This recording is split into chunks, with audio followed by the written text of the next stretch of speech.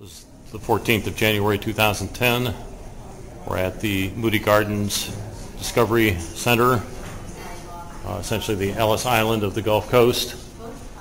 We're looking at the Forgotten Gateway. So we're going to do a fast walkthrough here to see what the nature of the exhibit is and its timeline. A little bit dark in here to catch all of the recorded detail, but we're just trying to get an overview impression of the tour experience. We can see some other Exploritas piers in here. We're looking at the migration experience in the period preceding and including the Civil War era.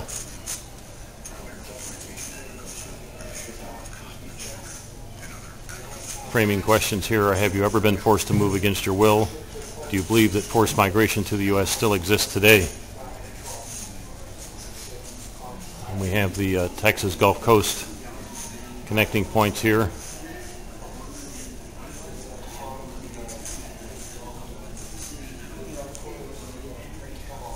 Talking about cheap land, low fares, rails to ride, good jobs. After the Civil War, the state of Texas wanted the right kind of immigrants to populate Texas.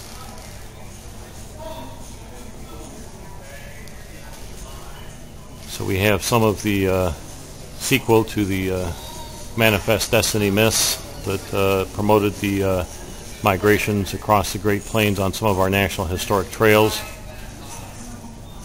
And we're looking at entry points such as the safe harbor here in Galveston. Questions here are: who do you think is in the business of bringing immigrants to the U.S. today? Do you benefit economically from immigrants? So now we're following the timeline, getting some additional information about the immigration laws.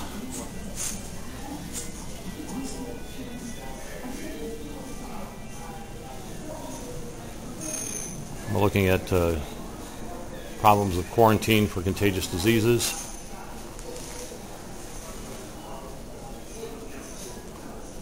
Various screening questions.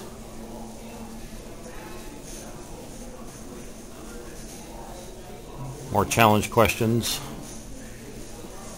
What do you think influences current attitudes about immigrants today? Has anything caused your attitudes to change about immigrants?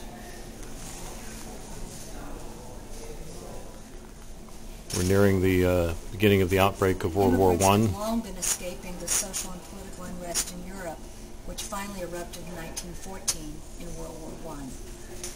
World War I had a dramatic influence on families and immigration, both in the United States and on the other side of the America. Ku Klux Klan.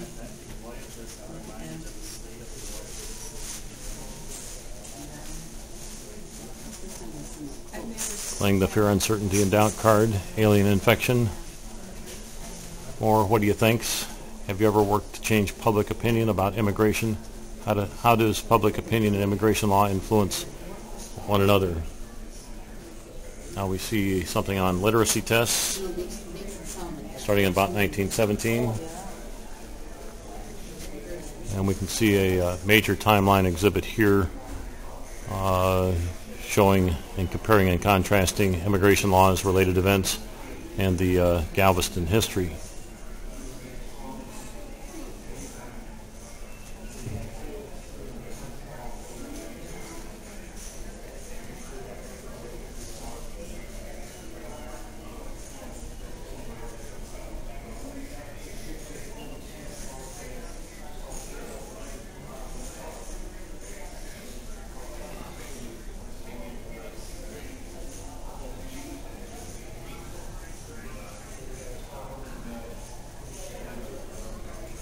Here's the information about the list of sponsors for this particular exhibit, including credits and the Texas State Historical Museum staff, I think. Is that what TSHM stands for? No, All right, that makes two of us. I didn't think you were allowed to That's interesting feedback forms here in terms of visitors' reactions and interactions.